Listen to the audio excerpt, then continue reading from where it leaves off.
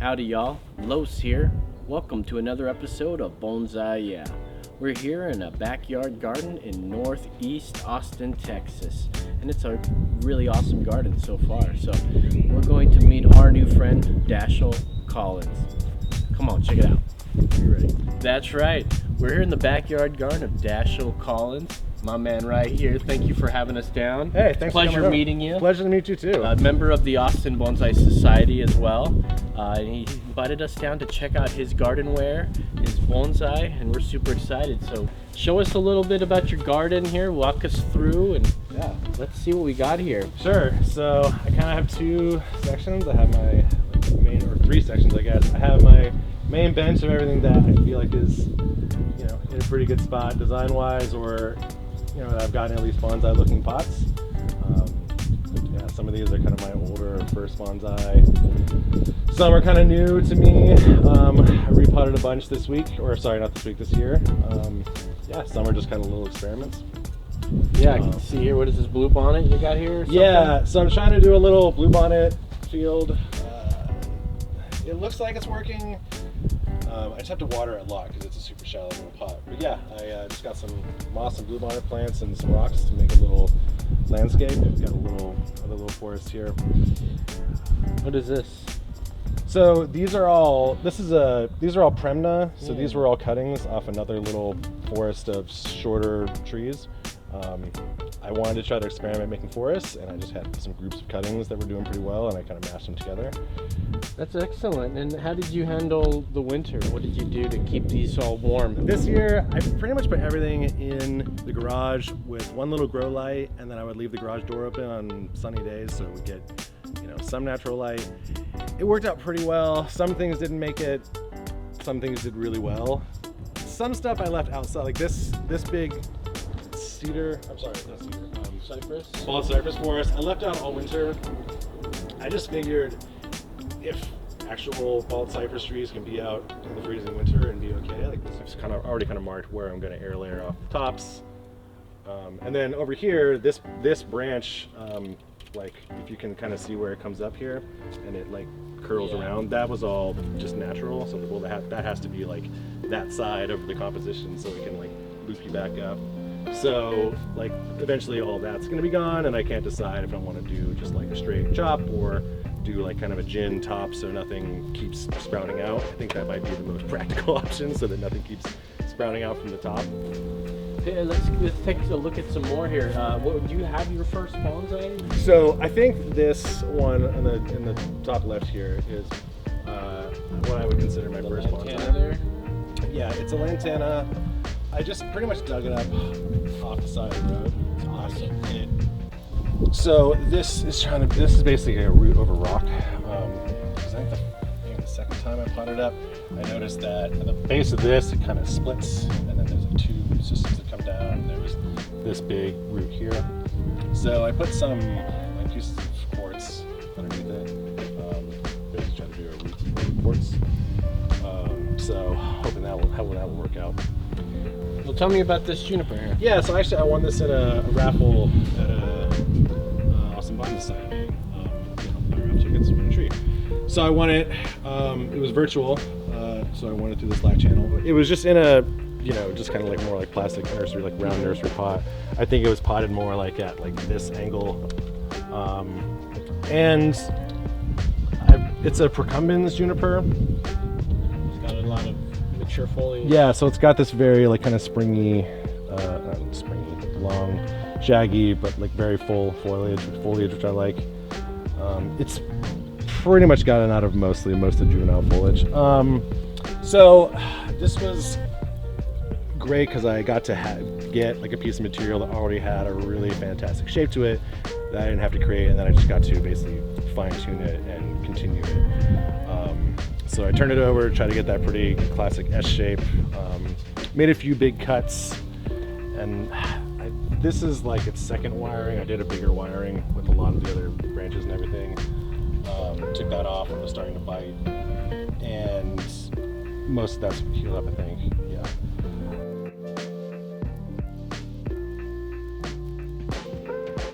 Sweet. tell us more about what do you have? What is this giant thing there? So this guy in the middle here it's a cedar elm. I mentioned when you're coming in, like this year has been all about cedar elms for me. I collected that last year and then repotted it this year.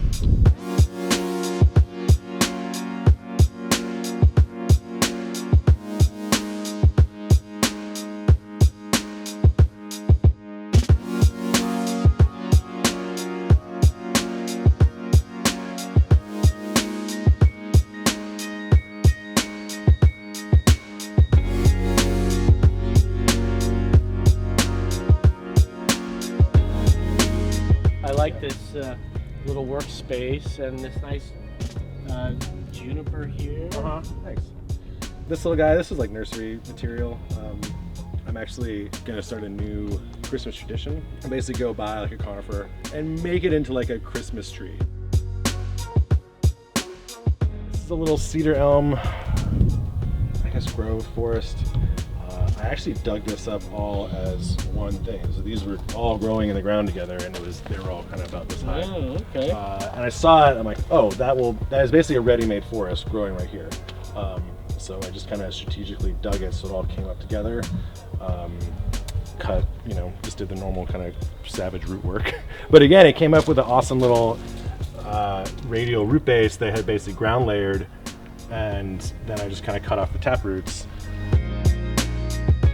This is all my collected stuff and kind of like pre-bonsai, but also stuff that is not doing super great. So everything on top here, most of the stuff I've collected just this year.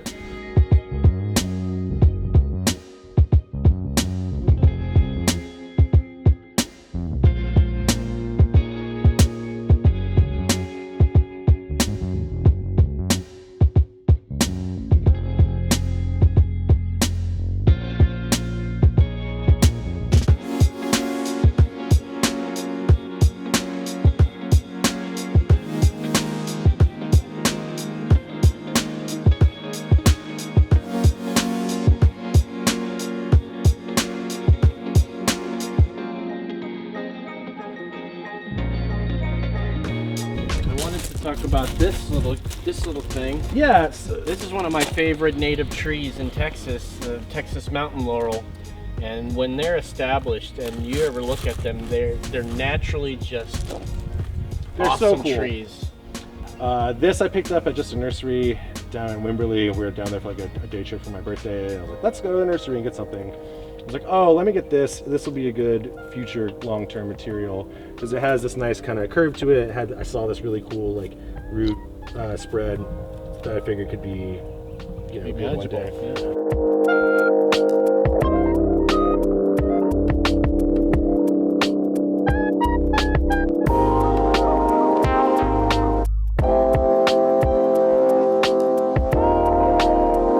Crazy thing about mountain laurel flowers is that they put the flowers on the year before. So they grow these in like the late summer, fall, and they have to wait all year or all winter for them to flower. So they didn't flower the first year I had it, and then they've been growing, and so I'm really patiently waiting for them to come out.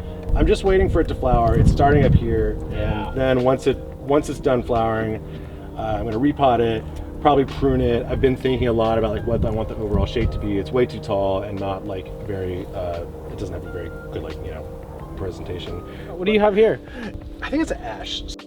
This was just another like kind of experiment. It was kind of growing. I cut it back. I'm like, all right, do I want this to be the leader? Yes, but I want this to kind of keep thickening. It's got this cool deadwood on it. And then this year when I repotted it into this little mica pot, I tried to expose more of these roots. This one I'm pretty pumped on. This has been like another one that was just given to me kind of early last year. It was really just this trunk, and all these branches were like little tiny shoots, and it's been a really cool learning process of like how to develop the branches in different sizes, because right before kind of fall winter, these branches were like way out to here, because I'm like, I want the lowest branch to be really thick, and I'm letting these little random sucker branches grow to kind of thicken that whole spot, but then trying to be like, well, these top ones I gotta keep hard short before they get thick, and then and then again, trying to kind of basically just trying to learn the like very traditional like styling, like not traditional, but like basic, like fundamental, like, you know, the lower branches have to be wider and thicker. The medium ones have to be, should be a little bit less and a little bit smaller. And it's a cedar elm, so it's very reliable. I repotted it this year. It was such a weird like root base. It had this, again, like multiple like layers of roots and just like a long taproot. So it's kind of been recovering, but it's coming back. So I'm super pumped about that. Cool, man. I like these little Shohin guys.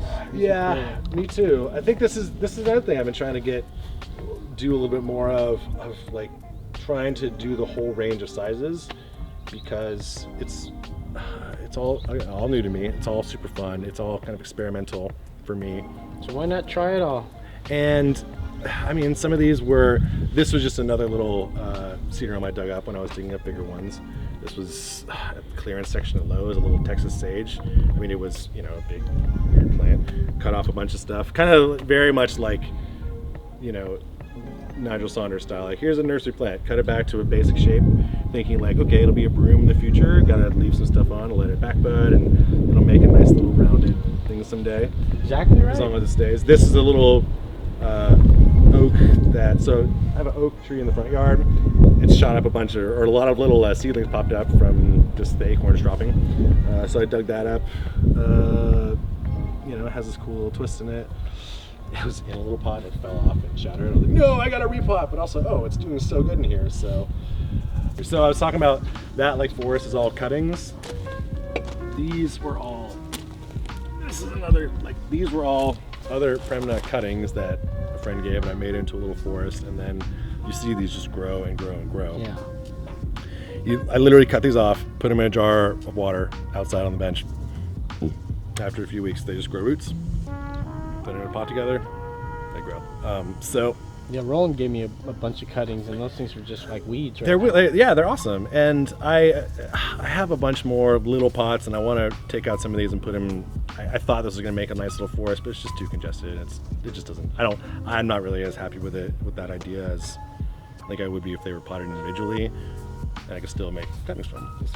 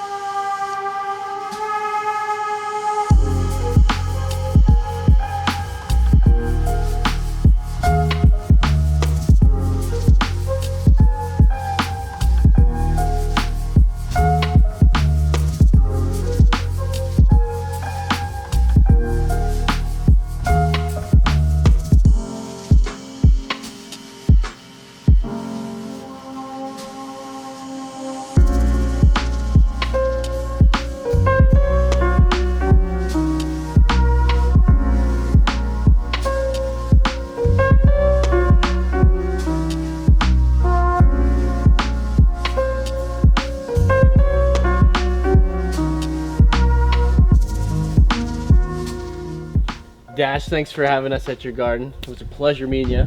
Lois, really appreciate you coming over. Thanks for checking out my trees and chit-chatting about bonsai and sharing some beers. Beers and bonsai. Cheers. See you at the next meeting. Hopefully we can do some more videos. We can do a little...